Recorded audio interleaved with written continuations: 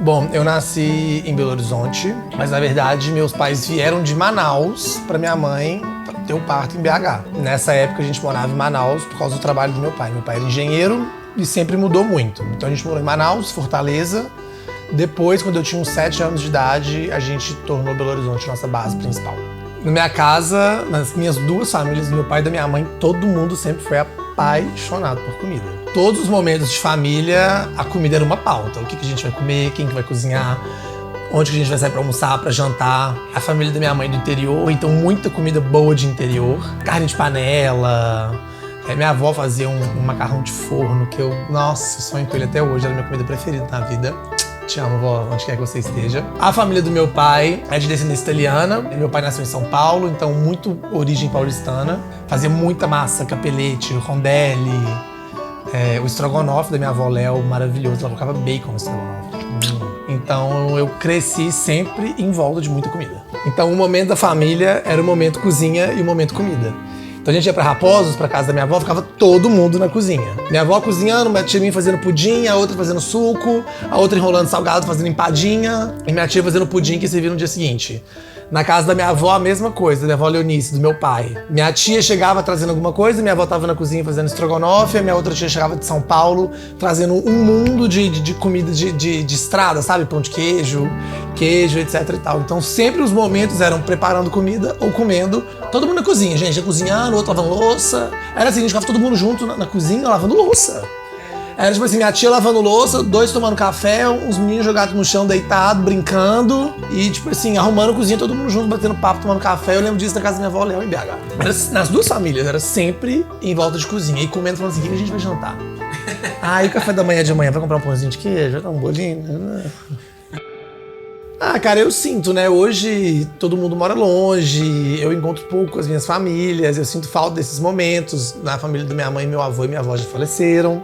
Meu pai mora fora do Brasil há muitos anos, então esses momentos são raros. Os momentos mais marcantes pra mim, eu lembro assim, a gente tinha uma prima da minha mãe, Tia Léo. Te amo, Tia Léo, onde você estiver. Eu sei exatamente onde ela tá, gente? Ela não morreu. Quando a gente mudou de Fortaleza pra BH, ela foi morar na nossa casa pra ajudar a minha mãe, cuidar de mim e do meu irmão. Meu pai morava fora e tal. E ela fazia o almoço todos os dias. Todos os dias eu ficava encostado na beira do fogão, vendo ela cozinhando. Mas assim, encostado mesmo, no fogão, assistindo. Não era sentado na cadeira. Então eu lembro dela amassando alho, colocando óleo ou azeite, dourando o alho. O passo a passo de tudo que ela fazia era, tipo assim, hipnótico pra mim. Minha mãe morre de ciúmes que eu falo isso, mas eu falo que quem me ensinou a cozinhar foi Tia Léo. Então essa é uma memória muito forte pra mim do nascimento da minha relação com a cozinha. O almoço ali no dia a dia, arrozinho com feijão, eu acompanhando Tia Léo cozinhando. Por mais que eu fosse de uma família muito de cozinha, nenhuma das minhas famílias acreditavam que gastronomia era uma profissão. Muitas vezes eu dei sinais que eu queria, né, ir pra cozinha, e eu ouvi da minha mãe inúmeras vezes que cozinha não era profissão, que era hobby. E aí eu fui de intercâmbio com 16 anos, quando eu voltei, eu ia prestar vestibular, eu tinha que escolher o que eu quisesse, desde que fosse medicina, engenharia ou direito. Eram as 3 opções que eu tinha. Meu pai era engenheiro, bem sucedido, minha mãe era do interior, então no interior as pessoas acham que só tem sucesso quem é médico, engenheiro, advogado. Eu não tinha a menor ideia do que eu queria fazer, eu tinha 16 anos, imagina, 17 anos eu fui fazer direito. Que Jesus, Deus me livre, gente, não façam direito, tá? Tô brincando, mas não façam. Acho que foi a pior e a melhor coisa que eu fiz na minha vida. A pior porque foram 6 anos de terror, eu não sei explicar o tanto que eu sofri durante a faculdade, tanto que eu odiei, mas ao mesmo tempo eu falo que foi tão sofrido e tão terrível. Se eu passei por isso aqui, eu passo por qualquer coisa. E a faculdade de Direito também me trouxe os melhores amigos que eu tenho na vida. Inclusive, me trouxe a Karen, que é minha mentora, com quem eu mais aprendi de cozinha profissional, graças à faculdade. Porque eu fiquei muito amigo do filho dela, que era amigo dos meus amigos. Deus é tão maravilhoso, né, que faz tudo se cruzar da forma certa. E durante os anos de faculdade, todo final de semana, era eu na cozinha. Sempre cozinhando com meus amigos, cozinhando pra turma. De vez em quando eu fazia uns bicos de private chef, a galera me contratava, eu ia pra casa, cozinhava, servia o jantar. E todo mundo no meu pé, né? Velho, vai pra cozinha, vai trabalhar com isso, vai trabalhar com isso, vai trabalhar com isso. E aí eu não tinha nem aprovação da minha família e nem tinha coragem. Até que os meus amigos me forçaram, João Paulo, pra minha casa, assim, você vai cadastrar no Masterchef, eu vou te colocar, não sei o quê, não sei o quê, não sei o quê. Aí eu fui. E aí eu fui na brincadeira, passei nas primeiras etapas. Quando chegou na prova do avental, que é aquela primeira prova que vai pra televisão, eu fui escorraçado em rede nacional. E aquilo me trouxe um trauma gigante de cozinha. Eu tomei ódio de cozinha, não queria cozinha mais como profissão, nem como hobby. De tão traumático que foi a experiência. Decidi fazer nutrição. Fiz vestibular, fui trabalhar numa agência de intercâmbio, no marketing de uma agência de intercâmbio, de duas amigas queridas, Beth e Alice. Amo vocês, maravilhosas, me ajudaram muito no momento que eu tava tão perdido da minha vida, me deram colo, me deram teto, me deram trabalho, foi maravilhoso. E foi também o período que eu comecei a fazer todos os meus trabalhos de desenvolvimento pessoal. Fui fazer terapia, fui fazer coaching, desenvolvimento profissional, comecei a mergulhar em espiritualidade, centro espírita, magia, macumba, tudo que eu adoro de espiritualidade. E foi aí, com 23, 24 anos, que eu fui, de fato, começar a conhecer o Felipe. Fiz vestibular pra nutrição, passei, já tava tudo certo para começar a faculdade no semestre seguinte. Aí eu comecei a fazer terapia com uma terapeuta holística de BH que chama Rita. Ritinha, beijo, essa mulher mudou minha vida. Com terapias muito alternativas. No primeiro dia que eu fui nela, ela não sabia quem que eu era, não sabia de nada de mim. Ela chegou pra mim, eu falei que eu ia fazer nutrição, ela falou assim, você não vai fazer nutrição coisa nenhuma. Na hora que você entrou aqui, seu chapéu de cozinheiro quase bateu da porta e caiu. Você é cozinheiro, eu vou te ajudar a seguir a sua carreira de verdade. Essa mulher é louca, né? Você vai vir aqui durante 2 meses, uma vez por semana. Independente se você pode me pagar ou não. Acho que 8 ou 12 semanas, não lembro, em 12 semanas, você tá mudando pra fora do Brasil e você vai seguir sua carreira. Que mulher maluca, chapada, cozida, derretida, desnorteada, sem nexo, sem eira nem beira, mas eu adorei ela e vou continuar. E eu não tinha nada a perder. Eu falei, quer saber de uma coisa? Tô sem trabalho, sem OAB, tudo errado, eu vou embora. E aí, no meio disso tudo, a Karen Piroli, que é minha mentora. A Karen é mãe de um dos meus melhores amigos que já faleceu, o Pito Piroli, Felipe Piroli. A gente se conheceu na faculdade, eu e o Felipe, e a Karen, mãe dele, é uma grande chefe de cozinha em Belo Horizonte. E durante a faculdade de Direito, eu assessorava ela nas aulas de cozinha, eu era assistente dela. Foi com ela que eu aprendi muito de cozinha profissional. A Karen me mandou uma escola, a Matthew Keane, na Califórnia, me mandou pra eu ver, tipo, olha aí no Instagram. E eu apaixonei. E quando eu tava vendo o Instagram, eu tava chegando pra uma consulta com a Rita. Na hora que eu entrei na consulta, ela falou, onde que é essa escola? E eu falei, em Los Angeles, na Califórnia. Ela falou assim, daqui 2 meses você tá lá estudando. Não tinha grana pra ir, na época meu pai tava passando por um momento bem delicado, financeiro. O meu trabalho não me dava condição de fazer um curso desses, 0. E eu lembro que, tipo assim, os 3 módulos que eu gostaria de fazer custavam, tipo, $16 mil. Era muito caro. E a Rita chegou pra mim e falou assim, você vai? Pode ter certeza que você vai. Tô te falando, você vai e vai abrir um mundo de oportunidades lá pra você. Deus, tá ouvindo aqui, ó? Eu quero.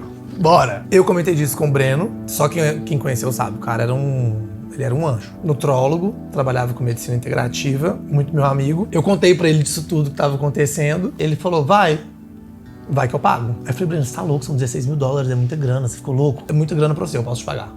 Vai, você tem a vida pra me pagar. Aí eu falei, quer saber de uma coisa?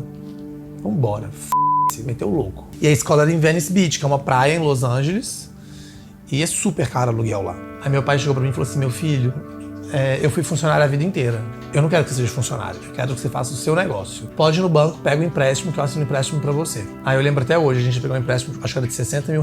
Corremos atrás de tudo, fizemos todos os documentos. Eu lembro que um dia antes de eu pegar o empréstimo no banco, eu tava deitado na cama com todos os documentos já fechados pra dar entrada no empréstimo. Eram 11 horas da noite, eu ia no banco 10 horas da manhã no dia seguinte, meu pai me ligou e falou assim, Felipe, você lembra que quando você tinha, sei lá, 5 anos de idade, eu fiz uma previdência privada pra você e pro seu irmão? Aí eu falei, pai, lógico que eu não lembro, né? Ele falou, pois é, tem $60 mil lá. Pode cancelar o empréstimo, que eu vou sacar o dinheiro e aí você tem o dinheiro pra você ir pra Califórnia. E aí eu precisava de achar um lugar, que ainda assim era muito caro.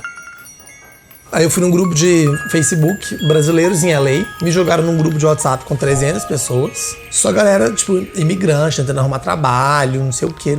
Eu fui mandar uma mensagem. Preciso de achar um lugar pra morar em Venice Beach, tô chegando nas datas tal. Uma mulher me chamou no individual e falou assim, olha, eu conheço uma menina, Raquel, que tá alugando um apartamento na casa dela exatamente nessa semana. Fala com ela. E me compartilhou o contato. Eu chamei a Raquel e falou assim, oiê, tudo bem? Então, tô alugando sim, mas não é um quarto, é o meu sofá. Lá nos Estados Unidos é muito comum. Eles chamam de couchsurfing. Então as pessoas que não têm grana alugam o sofá da casa, da sala de estar das outras, por um tempo determinado e depois muda de sofá. E aí ela me mandou um vídeo do sofá, falou, esse é meu sofá. Era um apartamento de um quarto. Um quarto, um banheiro e um sofá. Raquel, te amo, amiga. Fui pra Califórnia. no sofá da estranha que eu conheci no grupo de Facebook. Eu e a Raquel, a gente se tornou melhores amigos instantaneamente. E foi a época mais sem grana da minha vida e a época que eu mais fui feliz sem comparações. Eu nunca tive uma felicidade igual eu tive na Califórnia.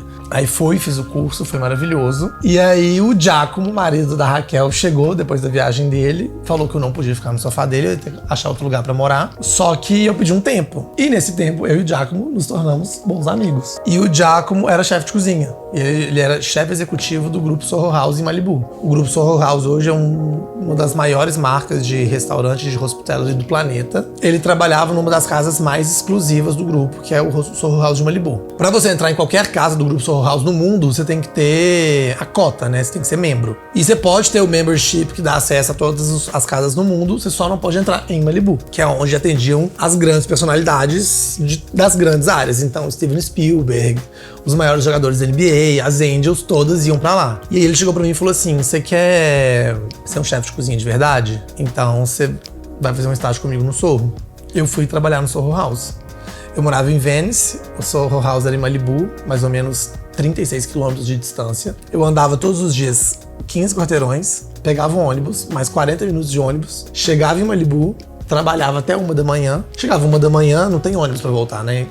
Em Los Angeles, na época, só tinha ônibus até 9h30 da noite. Aí cada dia era um dia. Pegava carona na estrada, cutucava os funcionários do restaurante, que é um restaurante muito grande, pedindo carona, pedia carona pros motoristas dos milionários de Malibu, do Nobu, do restaurante do lado. Cada dia era um dia. E aí, quando eu voltei pro Brasil, depois desses 6 meses malucos na Califórnia, começou a minha carreira na cozinha. Então, quando eu voltei da Califórnia, eu não queria restaurante e eu não sabia o que fazer. Aí eu pensei, bom, eu assisti a Karen dar aula a vida inteira, vou tentar dar uma aula de culinária. E dei uma primeira aula em BH. E as pessoas amaram. Aí eu dei uma segunda aula, as pessoas amaram. Aí eu vim dar uma aula em São Paulo, as pessoas amaram. E aí quando eu vi que o que eu sabia fazer melhor na cozinha era dar aula. Das aulas surgiram as consultorias em casa, que eu ia na casa das pessoas treinar os chefes de cozinha, as cozinheiras. Quando eu voltei da Califórnia, eu passei 9 meses dando aula, dando consultoria, fazendo jantar particular, eu fazia tudo. Até porque eu tinha uma dívida gigante pra pagar e tinha que viver. Trabalhei muito durante 9 meses, juntei uma graninha, negociei minha dívida com os meus credores, juntei uma grana e fui pra Nova York de novo trabalhar de graça no ABCV, que é um vegetariano do chefe Jean George. Passei 6 meses trabalhando loucamente, nunca trabalhei tanto na minha vida. Voltei pro Brasil e continuei a minha carreira, fazendo evento, dando aula. Quando eu morei em Nova York, eu fui muitas vezes pra Miami dar aula de culinária. Então esse braço da educação na gastronomia sempre foi muito forte dentro de mim. E é até hoje o que eu mais gosto de fazer. Aulas, shows, aula com os alunos. Não foi à toa que quando estourou a pandemia, eu não podia mais dar aula presencial, não podia mais fazer os meus eventos. Eu falei, o que eu vou fazer? Aí eu falei, vou lançar a Escola do Caputo. Foi muito louco, porque logo na primeira turma a gente teve 1.500 inscritos. Cara, eu acho que esse é o verdadeiro sentimento da realização, né? É se sentir realizado em ver que o seu trabalho tocou a vida de alguém de alguma forma positiva, é muito gratificante. Então também me sinto muito grato. E o que eu mais ouvi durante a pandemia foi: você salvou meu casamento, você me tirou da depressão, você me trouxe muito entretenimento ao longo da pandemia, você tornou os meus dias e as minhas noites mais agradáveis. Acho que o que eu mais escuto é: você salvou meu casamento. Logo que eu voltei de Nova York, eu continuei meu trabalho com consultoria, com aulas e com eventos.